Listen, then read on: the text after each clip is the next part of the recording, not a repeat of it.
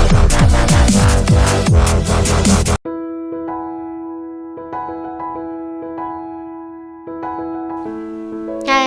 Assalamualaikum. Untuk topik kali ini, kita akan belajar mengenai perkakasan yang akan kita gunakan bersama pengaturcaraan. Di tahun 5 ini, kita akan gunakan perisian pengaturcaraan yang berbeza daripada tahun 4. Perisian pengaturcaraan membolehkan kita berantara muka dengan papan pembangunan berasaskan mikro pengawal. Cikgu guna di sini aplikasi yang senang untuk diguna, yang easy to use, iaitu Tinkercad. Kalau dalam buku teks muka surat 54, aplikasi pengaturcaraan yang digunakan ialah Nblock. Sebenarnya ada macam-macam aplikasi pengaturcaraan yang kita boleh guna. Macam sebelum ni kamu belajar di tahun 4 adalah aplikasi Scratch, kan? So untuk pelajaran kali ini kita guna aplikasi yang namanya Tinkercad. Sebenarnya senang je macam mana nak guna Tinkercad ni. First kita login dulu ke Google. Kemudian kita type Tinkercad. Kemudian dia akan pergi ke paparan ni. Kemudian kita klik Tinkercad. Seterusnya dia akan bawa kita ke paparan Tinkercad lah, ya. Di sini ada nama cikgu ni sebab cikgu dah login ke Tinkercad. Kemudian kita pergi kepada circuit. Kita create new circuit.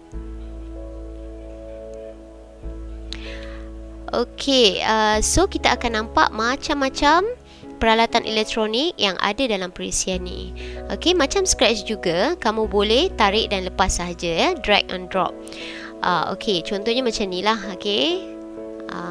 Kita drag, kemudian kita drop.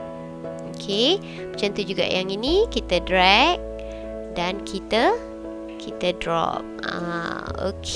So cikgu nak terangkan, ya, kepada kamu satu-satu peralatan yang akan kita gunakan untuk perisian pengaturcaraan. First kali cikgu akan terangkan tentang papan mikro pengawal. Atau dalam bahasa Inggeris sebenarnya kita panggil dia sebagai microcontroller. Ini adalah microcontroller. Ini adalah papan mikro pengawal. Sebenarnya ada banyak jenis papan mikro pengawal ni. Ada namanya microbit. Ni microbit. Dan ada namanya Arduino. Selain dua ni, ada lagi lah papan mikro pengawal yang lain. Tapi cukuplah sekadar kamu kenal dua papan mikro pengawal ni. Fungsinya adalah mengawal peranti elektronik berdasarkan atur cara yang dimuat turun padanya. Dia juga boleh menerima input. Dia boleh proses, dia boleh keluarkan output. Senang cerita, ia adalah peranti kawalan dalam chip ataupun komputer dalam chip yang dicipta untuk kawalan alat elektronik. Seterusnya kita akan tengok perintang tetap. Perintang tetap kalau dalam perisian ni dia dipanggil sebagai resistor. Kita tengok kat sini, kita boleh tarik. Sebenarnya kita boleh tarik banyak lah, drag and drop. Boleh tarik banyak. Sebenarnya fungsi perintang tetap ni dia menghadkan arus elektrik. Contoh paling senang yang kita boleh kaitkan dengan perintang tetap ataupun resistor ni, ya, dia berfungsi macam pipe. Macam pipe kat rumah, ya. Kamu rasa kalau kamu tak ada pipe, boleh kontrol tak air yang disalurkan ke rumah kamu? Jadi pipe ni macam resistor lah, macam perintah tetap lah. Kalau tak ada resistor, kalau tak ada perintah tetap, dia akan berlaku banyak kerosakan pada peranti elektronik. Sebab apa? Sebab fungsi resistor ni, fungsi perintah tetap ni adalah untuk mengawal jumlah aliran semasa dalam litar elektronik. Seterusnya kita akan tengok apa itu papan reka. Kalau dekat perisian ni, ya, ia dinamakan breadboard. Kita tarik. Ni dia breadboard.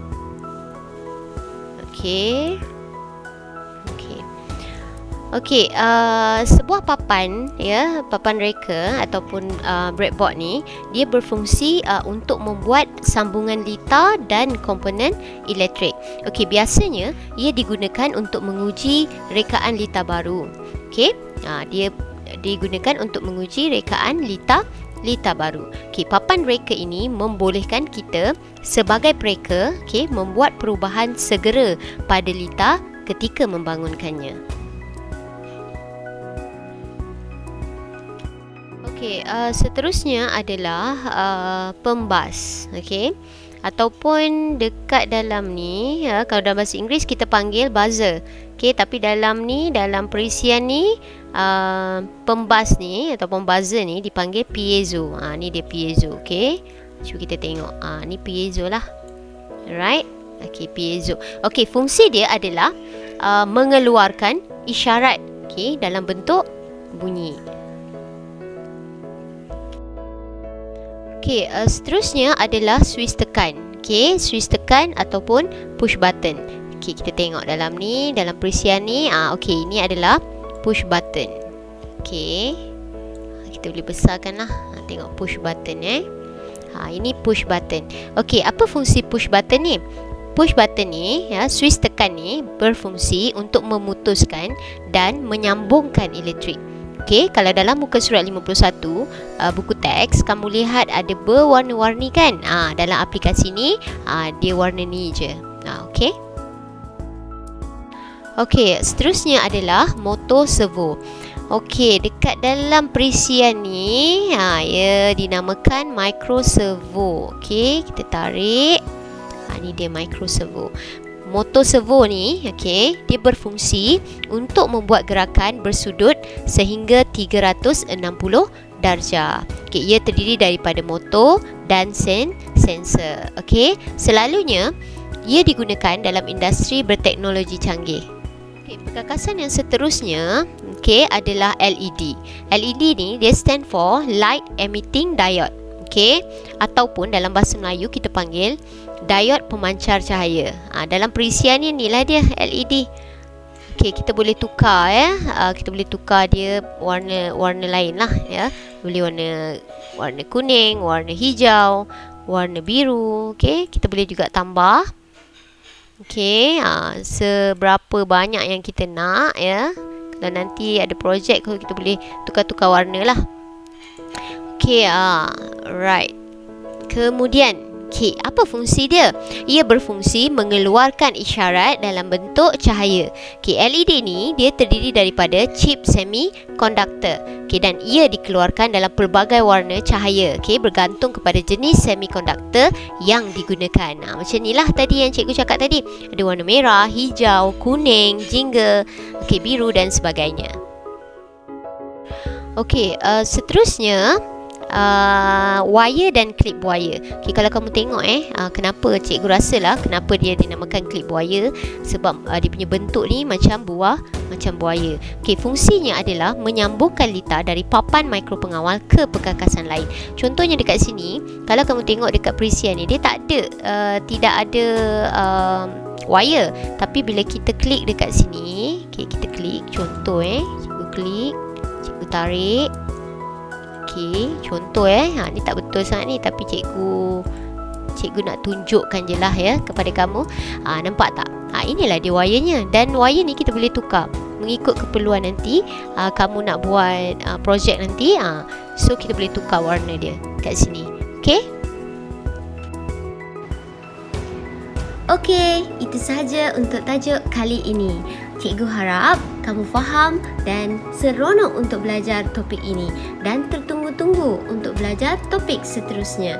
Okey, kita jumpa lagi di kelas akan datang dengan video yang lebih menarik dan bermanfaat untuk semua. Okey, sebelum itu, jom uji minda kamu dengan ingat balik apa perkakasan yang dah kamu belajar tadi.